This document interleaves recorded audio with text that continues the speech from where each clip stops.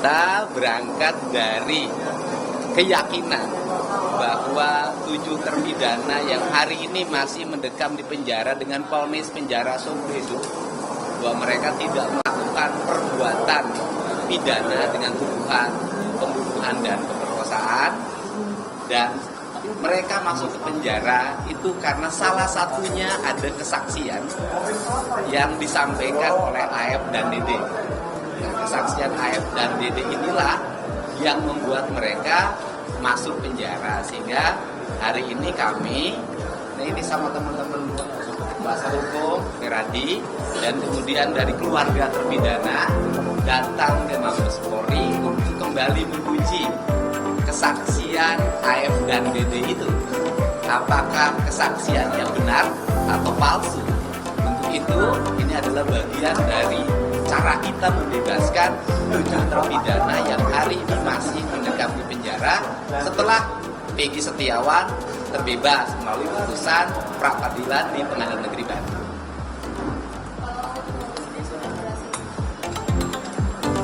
Keluarga, kalau saya kemarin sudah menemui, sebelumnya juga ya kuasa hukum sudah berhasil menemui dan sudah mendapat kuasa dari para terpidana. Dan terpidana kemarin ada hal yang unik yang disampaikan pada kami, ya kan? Hal yang unik pertama adalah saudara Ucil atau Rivaldi sebelumnya kan ditangkap bukan karena kasus pembunuhan, tetapi kasus membawa senjata tajam. Senjata tajamnya itu jenisnya mandau, bukan samurai. Dan kemudian di pengadilan itu mandau itu disebut samurai. Yang pertama. Yang kedua, bahwa para terpidana kemarin menyampaikan pada kami mereka ditangkap di depan SMP 11 oleh unit narkoba dipimpin oleh Ibu Rudiana, sekarang mungkin waktu itu Ibda ya.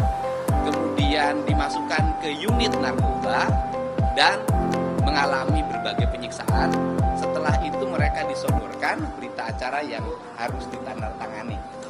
Kemudian mereka juga menyampaikan bahwa batu dan bambu yang disebut di pengadilan adalah balok, padahal itu bambu, itu disiapkan oleh saudara Jaya dan saudara Sudirman yang waktu itu disuruh nyari bambu dan batu untuk sebagai alat bukti. Nah, kemudian yang berikutnya adalah saya mengajak pada semua, kita ini sekolah, rata-rata S1, S2, dan S3, bahkan mungkin banyak yang profesor. Kita ini hari ini terkecoh oleh satu orang yang kesurupan, namanya Linda. Kemudian Linda direkam oleh Ibu Vina, kakaknya Vina. Kemudian diserahkan ke Ibu Rudiana.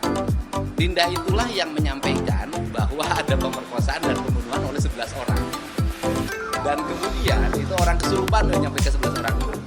Kemudian 3 orang yang dinyatakan DPO itu dan 2 orang di-delete ya, dianulir oleh Polda Metro Jaya, itu Polda Jabar itu berdasarkan keterangan Sudirman yang sekolahnya 17 tahun baru lulus SD. Artinya tidak naiknya 4 kali. Dan kita tahulah Sudirman tidak memiliki kapasitas daya pikir yang cukup untuk memberikan penjelasan hukum yang bisa berakibat pada terpenjaranya orang lain. Sudirman, saya yakin kalau ditanya hari ini beda lagi. Ini yang terjadi. Ya sudah inkrah kan, memang proses hukumnya sudah dijalani. Saya katakan hukum formalnya kan sudah inkrah. Yang saya perjuangkan adalah hukum esensial, hukum substansial, dan hukum kebenaran yang sejati. Dan itu masih ada ruang, namanya PK. Dan ini adalah para kuasa hukum yang akan memperjuangkan PK-nya. Dan laporan ke Mabes Polri bagian dari upaya PK hukum kita.